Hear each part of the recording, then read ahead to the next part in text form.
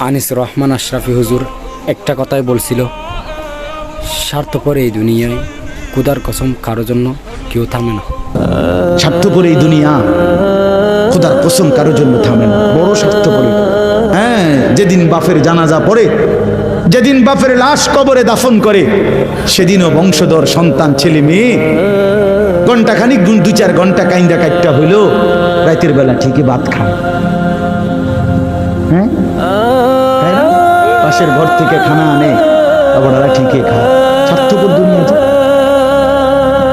থামে না রে ভাই, থামে না দুনিয়া। ওই জন্য আমাদের কারোর জন্য থামবে না।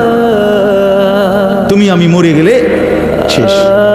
আবারও বলছি কথা, আমি মরে গেলে এরপরে পৃথিবী যত আধুনিকে হোক না কেন, আমার কি কথা বুঝছেন নি? আমি মরার পরে যদি সবার ঘর স্বর্ণের বাড়ি হয়ে যায় তো আমার লাভ হইল কি? আমার মৃত্যুর পরে যদি সব মানুষ আধুনিক হইয়া সাঁদের দেশেও জায়গা, আমার ফায়দা কি? আমি তো না, আমি তো মরে গেলাম। যে কবরে চলে গেল সে কি আর ফিরে আসবে? আল্লাহ আমাদেরকে বুঝ দান।